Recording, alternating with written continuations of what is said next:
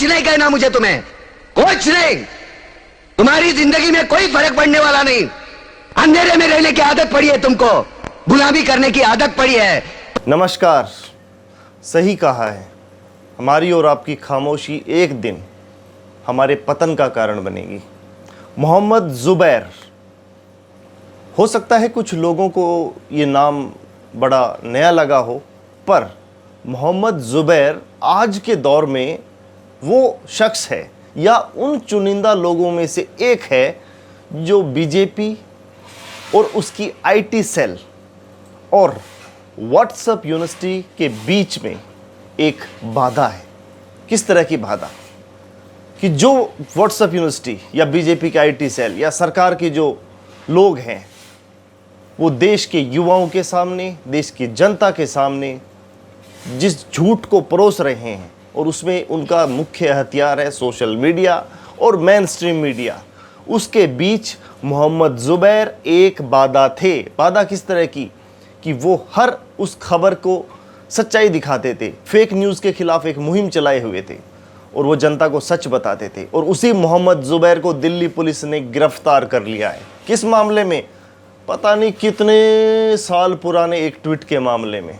और ट्वीट हमें भी नहीं पता कि क्या उस ट्वीट से हुआ है, पर दिल्ली पुलिस का कहना है कि भारतीय दंड संहिता की धारा 153 और 295 के तहत मोहम्मद ज़ुबैर को गिरफ्तार किया गया है। इन धाराओं के तहत किसी व्यक्ति पर जानबूझकर दो समुदायों, दो धर्म के बीच द्वेष पैदा करने का आरोप लगाया जाता है। बहरहाल आगे बढ़ते हैं कि मोहम्मद ज़ुबैर की गिरफ्तारी क्यों हुई। देखिए, नुपुर शर्मा का मामला आपको पता है कि जिसकी अभी तक गिरफ्तारी नहीं हुई। नुपुर शर्मा ने जिस टीवी चैनल यानी टाइम्स नाउ की डिबेट पर मुस्लिम धर्मगुरु के खिलाफ जहर उगला था, उस टीवी चैनल पर कोई कार्रवाई नहीं हुई, उस एंकर पर कोई कार्रवाई नहीं हुई। और नुपुर शर्मा के जिस बयान को पूरी दुनिया ने देखा, उसको ट्वीट के जरिए मोहम्मद ज़ुबैर ने पोस्ट किया।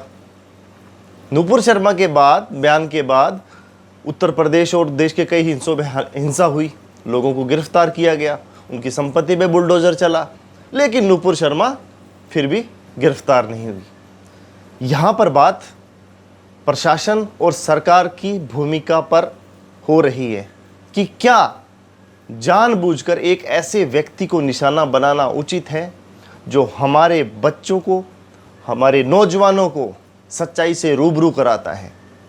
मोहम्मद ज़ुबैर ऑल्ट न्यूज़ के को फाउंडर हैं। ऑल्ट न्यूज़ के फाउंडर प्रतीक सिन्हा ने एक ट्वीट के ज़रिए बताया कि दिल्ली पुलिस उसे किस स्थान पर ले गई है उन्हें कुछ नहीं पता। जिस पुलिस वैन में मोहम्मद ज़ुबैर को बिठाया गया था, उस वैन में मौजूद पुलिसकर्मियों के जेब के ऊपर कोई नेम प्लेट तक नहीं थी। मोहम्मद ज़ुबैर को किस जगह रखा गया है कोई नहीं जानता।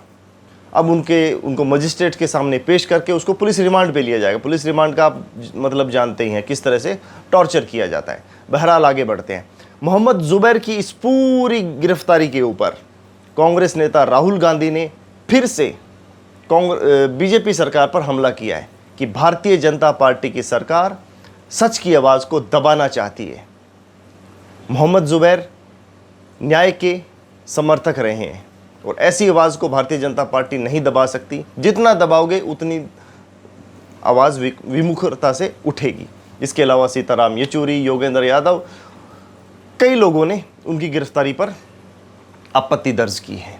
इसमें कोई शक नहीं कि ऑल्ट न्यूज़ सरकार के निशाने पर शुरू से है। 2017 में ऑल्ट न्यूज़ की स्थापना हुई, जिसका मुख्य जो कार्य है वो बढ़ते फेक न्यूज़ का एक कारोबार कह सकते हैं, जिसके अंदर देश के मेन स्ट्रीम मीडिया 8 बजे रात को प्राइम टाइम स्टूडियो के अंदर बैठे एंकर सज धज के, एक मुस्लिम प्रवक्ता होगा, एक हिंदू प्रवक्ता होगा, धर्मगुरु होंगे, इस तरह के बना के और जो नफरत परोसी जा रही है, जिसके अंदर ना शिक्षा की बात होगी उस डिबेट में, ना रोजगार की बात होगी, ना महिलाओं के मुद्दों की बात होगी, ना देश की अर्थव्यवस्था की बात होगी सिर्फ धार्मिक मुद्दों की, धार्मिक भावनाएं भड़काने की। और ऐसे एंकर लाखों की सैलरी उठाते हैं, सरकार का सैल्यूट मारते हैं और बिल्कुल आज़ादी से घूमते हैं।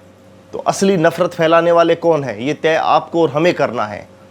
आपसे अनुरोध है कि इस तरह की जो सरकार की कार्रवाई है उसके खिलाफ अपनी आवाज़ को बुलंद करें, क्योंकि सवाल मोहम्मद ज़ुबैर का नहीं है दोस्तों। मैं पहले भी कह चुका हूँ, हर उस शख्स को कीमत चुकानी पड़ेगी जो अन्याय के खिलाफ चुप रहेगा, और ये चुप्पी आने वाले समय में, आने वाली पीढ़ी इसका हिसाब मांगेगी। बहुत बहुत धन्यवाद।